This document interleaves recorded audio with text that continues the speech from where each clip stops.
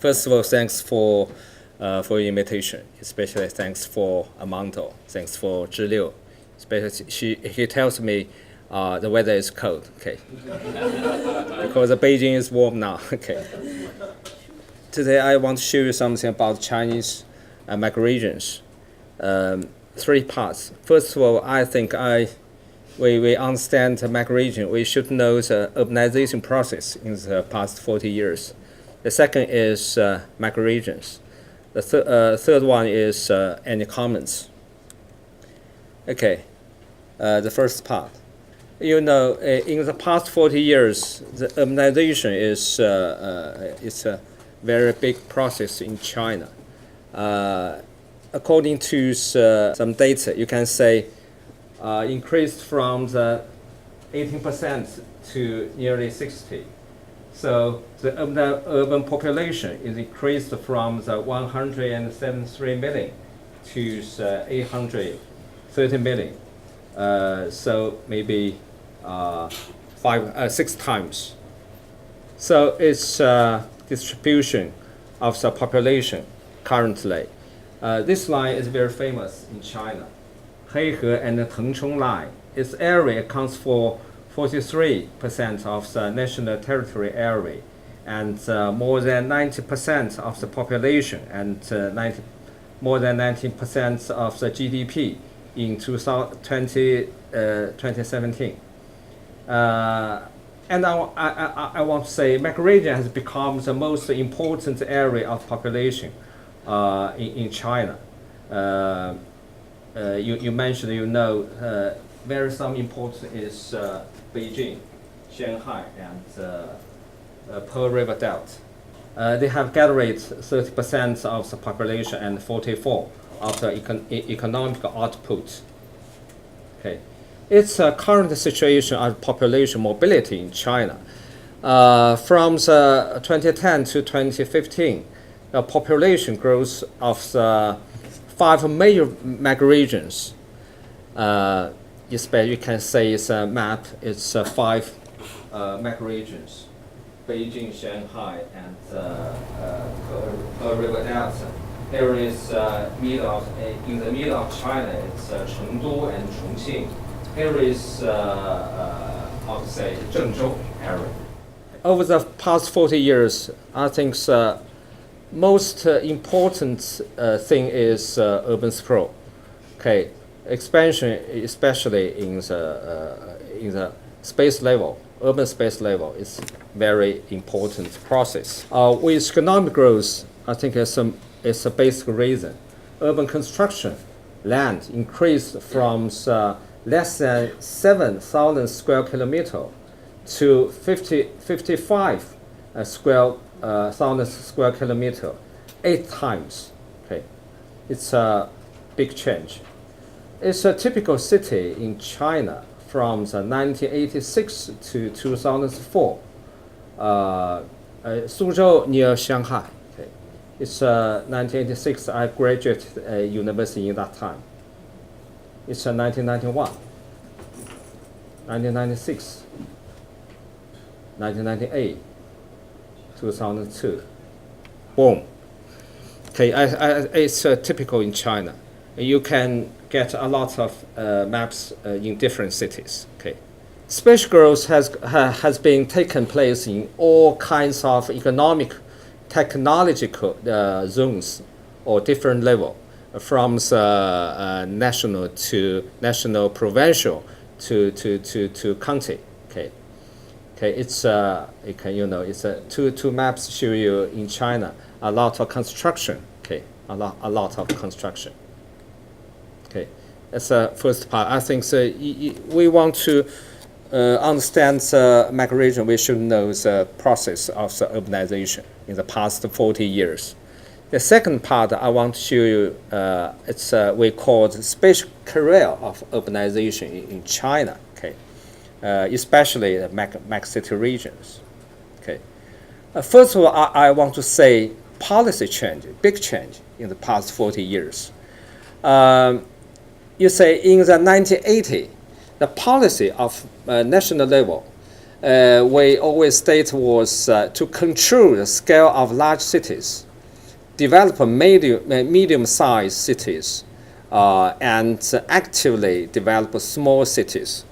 So in 1980, Beijing urban, yes, not master plan, it's a comprehensive plan, determined that the urban population should not exceed 10 million people in that time. But nowadays, you know, more than 20 million. Okay. In 2000s, in China, we always made 5-year plan, each 5-year plan. Okay, in 10th 5-year plan, proposed, first of all, is takes the road to diversified urbanization with coordinated development of large, medium, and small cities and towns. It's the first time mentioned the big cities. After 5 years, the 11th 5-year plan proposed to insist on the coordinated development of large, medium, and small cities and towns. The first time to regarding megaregions as a main form of urbanization. It's a big change. Okay. In 2011, the 12th 5-year plan put forward an idea of relying on big cities, focusing on small and medium-sized cities, gradually forming megaregions with large radiation effects. And in 2016, the 13th 5-year plan clearly put forward the planning layout. It's very important, 19 megaregions, as well as national urbanization strategic patterns based on the coast area and along with main traffic roads. I think in the past 40 years, the most important change is policy, especially in China. And how about actually space change in the past 40 years? Yes, in the 1980s, along with implementation of the reform and opening policy, the people, especially the parents, parts of them moved to the small and medium-sized cities near hometown, and a part of them moved to across regions to the coast area, coast cities. These three pictures shows you in that time we called it a small size star cities in that time. Yes, you can say by 1984, the output value of township enterprises in China accounts for 16.3% of the total industry output and accounts 30% of the total employment in non-agriculture industry in that time. But after China accession to the WTO in 2001, okay, the comprehensive competitiveness of the cities has attracted the attention of governments at all levels, from national to local. Since 2000s, I remember a great number of large cities in China. First city is Guangzhou, then is Beijing, have formulated urban strategic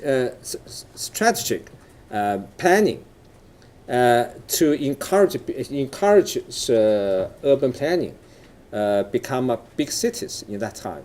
From the yes.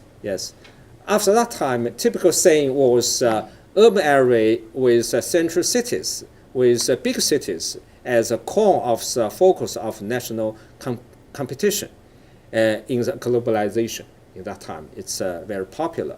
So I think after 2000s, the 10 years is a golden decade of the megacity region development. Yes, I mentioned is to 2016.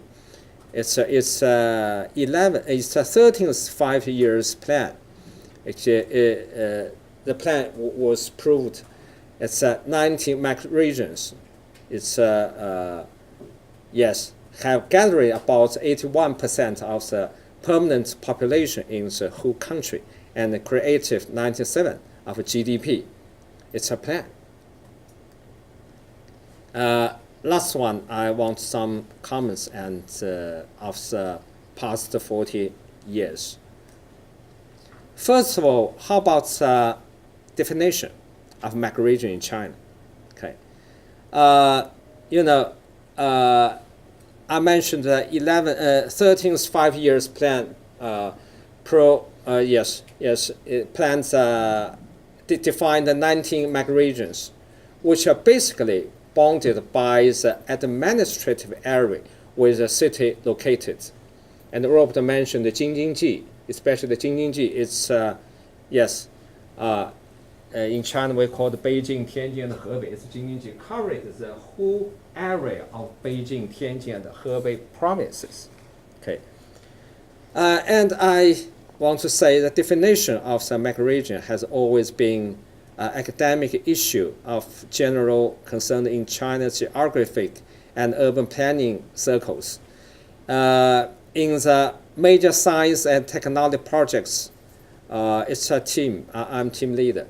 It's a 12 5 years plan of the Ministry of Science and Technology in China. The research on megaregions is a key point. It's key point. I know many people nowadays discuss commuting. It's a commuting area. It's actually region. Okay. A joint team of the China Academy of Urban Planning and Design and the Institute of Geography of the China Academy of Sciences. Yes, it's a research project. Yes, it's an identification index system of central city and in metropolitan areas is we suggested. Okay, especially focus on the total permanent resident population, urbanization rates, and non-agricultural output value ratio, and non-agricultural employment ratio, population density, GDP per capita. It's identification index system. Based on the analysis of the metropolitan area, the concept of a megacity region is proposed. First, to define the connotation of a metropolitan area. Second, identifies united metropolitan area and megapolis area. So the last proposed the megaregion is a regional combination of united metropolitan area and megapolis area. Okay, it's our suggestion. So based on the metropolitan area and definition megaregion, the joint team identified the actual boundary of the megaregion in China in 2010. Compared with 11th 5-year plan I mentioned, it's 16.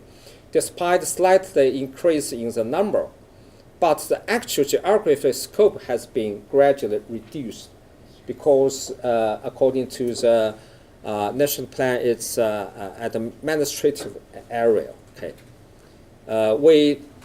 We suggest identify 20 megaregions in China in 2010, and yes, it's we suggestion, especially 3 important yes, it's Beijing, Jingjingji, Shanghai, and Yangtze River Delta. It's very important 3 megaregions and 7 megapolis area and 10 united metropolitan area in China. Okay. The second point is some new trends of megaregion in China. As core development area of megaregions, the business and commuting links within the metropolitan area are becoming increasingly close. Thus, the relation between central cities and the surrounding small and medium-sized cities are constantly strengthening. From the recent traffic commuting around Shanghai, the surrounding small and small cities have become the main commuting areas. Here is Shanghai. The map shows you distribution of business travelers activities. It's this area. Okay. It's yes, travelers activities. It's yes, it's holiday time. It's new trends. The last point I want to say some challenges of Megaregion in China. First of all, I think, of course, it's regional environment pollution, especially air pollution and water pollution. Domestic and traffic emission of carbon dioxide from urban residents in Megaregions accounts for 85% and 81% of our total emission of all cities in China. Okay, it's a big challenge in China. Okay, and another one is governance, low governance efficiency. With Megaregion, there is a significant gap between central cities and other small and medium-sized cities, in terms of, especially in education, healthy, livable quality, something like that. The allocation of resources is still facing many institutional bottlenecks. Yes. That's one something I want to say. Yes, in the past 40 years, Megaregions has gone through significant change in understanding, especially in policy, in planning, in practice, and it's a change process. The change process is still in progress. Yes, with slowing down of Chinese population growth, especially in the past 5 years, the new generation of farmers' choice of employment in cities has shifted from the manufacturing to the service industry. And due to the improvement of public services and infrastructure in surrounding area of big cities, a new round of development in metropolitan area has become a trend, especially in those surrounding small and medium-sized, I mentioned Zhi Liu in Shanghai. The last point is how to promote the high-quality development of Megaregions in balance of economic growth, social progress, and ecological environment is a new challenge in the next 10 years. Yes, that's all. Thank you. My talk is putting in the China slot, but I have a bonus for you guys, because I will first talk about international experience first, and then I will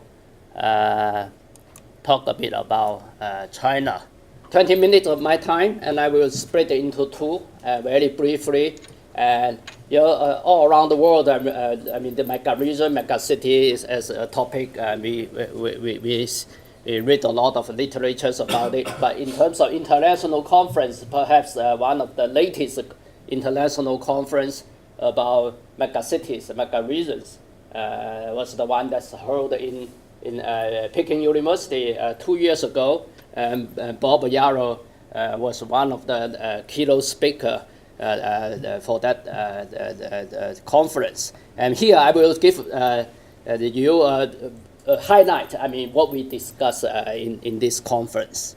And then I will talk about how the Chinese government intervene into the megacity and the city cluster in China and implement the project that would support the concept of a megacity or megaregion. Okay. Now, the Beijing Forum was held in November 2016 at the Peking University, and we have 29 speakers from different fields: policymaker, city officer, geographer, economists, planners, and public finance experts.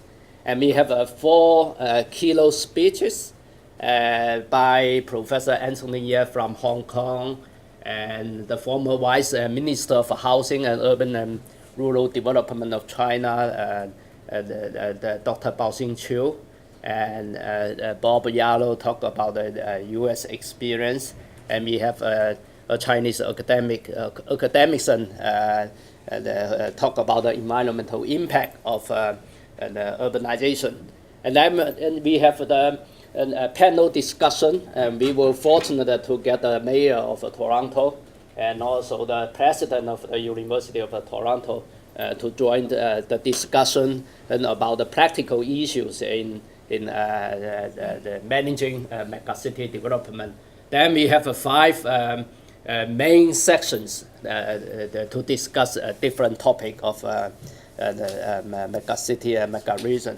Now this gives you a bit of sense, I mean, the geographical coverage we have. And we cover over 10 megacities. And we have the global north, New York, Chicago, and London, and we also have the northern powerhouse of UK, and we cover Germany in the Rhine and Ruhr region, and Toronto, Tokyo, and Seoul. This is the high-income economies. And then we have the global south, Sao Paulo, and Jakarta. Then for China, of course, we talk about the Jing-Jin-Ji, the Beijing, Tianjin, and Hebei provincial megaregion. And then the Yangtze River Delta and the Pearl River Delta area. Dr. Wang just highlighted these 3 main megaregions in China. So what are megacities? I mean, that's a key thing we will talk about, because the people who discuss this issue are not only geographers, but they are planners and also economists and sociologists or so. And first of all, I mean, it's a very large city, metropolitan areas, and regions, and megacity regions with a central city, but the urban function just extend far away from the central city. And then we have megaregions, and just like the Jing-Jin-Ji and the Yangtze River Delta area and the Pearl River Delta area. But of course, if you look beyond China, in developing countries, Mexico City, Sao Paulo, and Jakarta, these are all major megaregions. Right? Now, interesting thing is that our conference looked into the megaregions not only as a spatial phenomenon, yeah, and we look at that as an ongoing spatial process that will bring both benefit and environmental and social cost. So this may answer the question what megaregion is good for, right? I think it's not really about good or bad, and the key is to identify what are good and what are bad and how you deal with it. And so that's a main contribution of the conference. Then we also identify a number of challenges in governance structure, planning, and finance, social policy, and housing also. So what matters? We cover a number of topics, and governance structure certainly is a key thing that we need to address, because it's cross-jurisdictional, and when the whole agglomeration grow to the geographical extent that cover many localities. And then the land and housing properties, and gentrification, marginalization, and these things are happening in London, in basically the major urban areas in China, I think in many parts of the world. And then the spatial transformation, and what would be the role of planning. And so the urban planning concept actually extended to cover a much bigger geographical area. So that calls a question, I mean, how we deal with megaregions in terms of planning. Then infrastructure and connectivity, this is very obvious, and we are going to talk about this in this seminar today. And finance is also very important, because the cross-jurisdiction nature and the connectivity, a lot of infrastructure is not only serving a local jurisdiction, it serves a number of local jurisdictions. The question is how you come up with the finance for it. And community and social spatial polarization. And now the city is becoming more and more complicated. And in democracy, it's actually getting the political process for megaregions is getting more and more sophisticated. And in developing countries, informality is another issue within the major metropolitan areas where we need to think how to do about it. I mean, some people argue that, well, we will find a legal way to formalize the informality, but then that means the increased cost for many low-income people. It may not be a very good idea, but then the question is how you deal with it, maintaining the informality or trying to bring the informality into the formality is a dilemma. Aging is another issue we look into. Right? In the future, urban service will change because we can see more and more the higher share of the urban population becoming in the aging group, and that would change the nature of urban service gradually and to a certain extent. And finally, it's about urban expansion and urbanization. How do you deal with the fringe area? I mean, physically and administratively, where you have the farmers and also the new development and informality for the mega region. So these are the kind of issue we cover in the conference. Then we also talk about how to make it work. And the takeaway, number one, is no single solution. That's easy to say, right? And we have to look at the mega region in a holistic way and adopt the holistic approach. But then we all agree that there is a need to establish regional governance and financial mechanism for the mega region.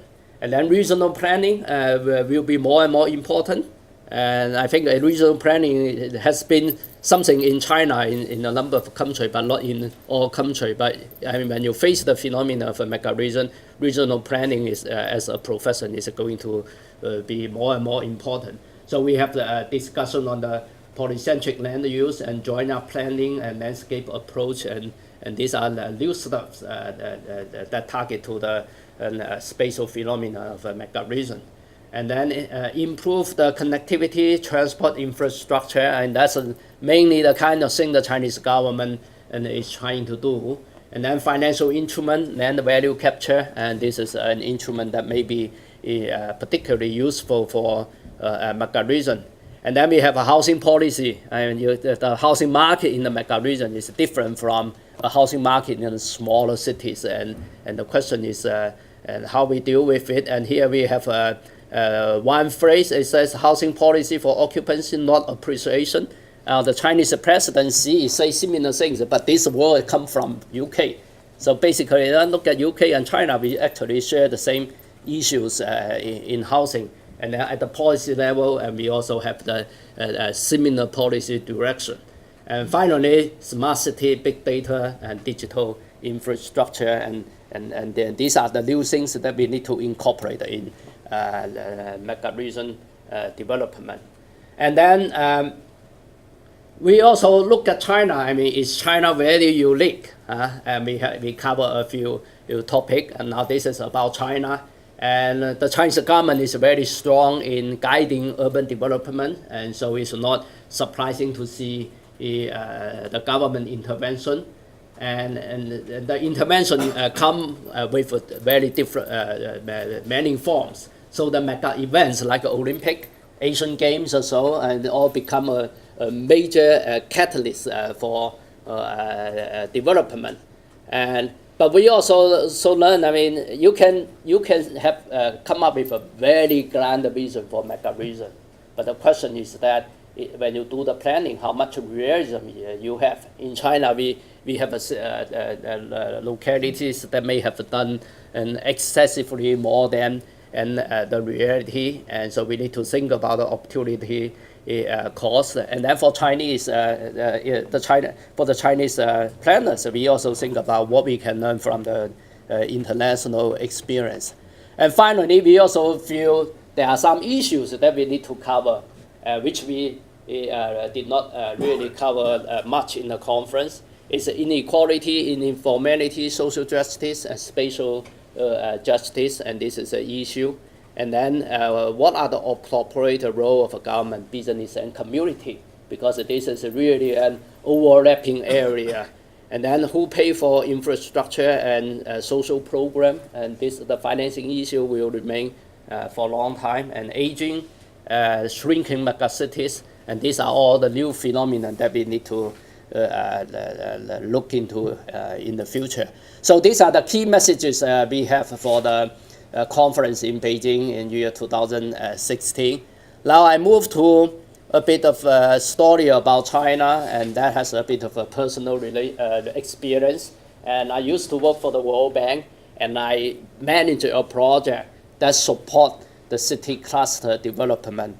We have this 19 or 20 the megacities identified by the government plan, and Dr. Wang just mentioned that. And the project I work is this one. Is actually one of the smaller megacities. Megacity region in China is a city cluster. Okay, and so the city cluster concept is that we have cities located within just like 50 kilometers or 30 kilometers to each other.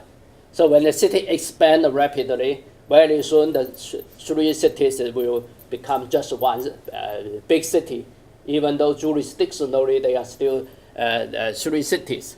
And if you anticipate this thing is happening, I mean, actually, if you look at the time series data, you know the cities are just growing together.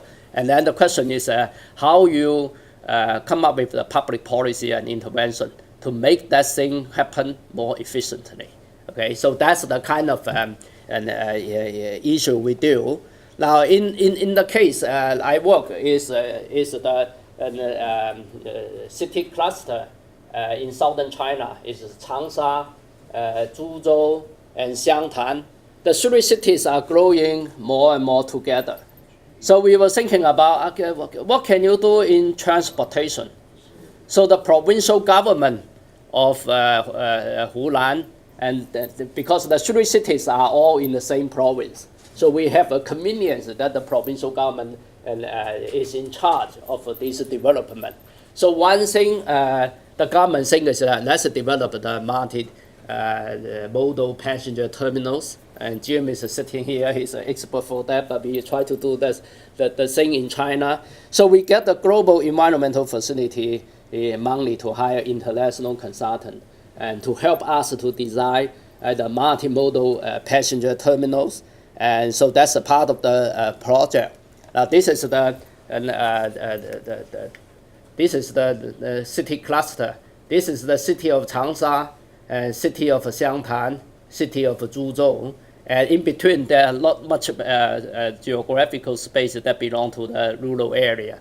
I think that within the next 10 years, this will be growing into just like one city. And then there are high-speed rail and the traditional railway and the expressway and a lot of transport infrastructure. And people drive around. And then the question is that if your objective is to save energy or reduce CO2, the question is how you promote the public transport. And then people face a different mode of transport, and can you choose the nodal points where people can make a very convenient transfer from one mode to the other mode. So we identify two passenger terminals and try to design a major and multi-modal passenger terminal. So this is the one that eventually got completed. It's a complex with office, hotel, but then the ground level and underground level are actually a multimodal passenger terminal with a subway, long distance bus, and BRT, and in the future there may be some other things to add on. And so this is the conceptual design, but this project is finished. And then under that project, we also hire international and domestic consultants to come up with the guidebook for the design of integrated transport planning, and also develop the methodologies. And the agency that's doing this under this project is the Ministry of Transport. So now this project is a showcase project for many cities come to see how you develop something like that to support the megacity transport development, and then we have the tools and the guidebook and the guidelines for the cities to take. So that's the way the Chinese government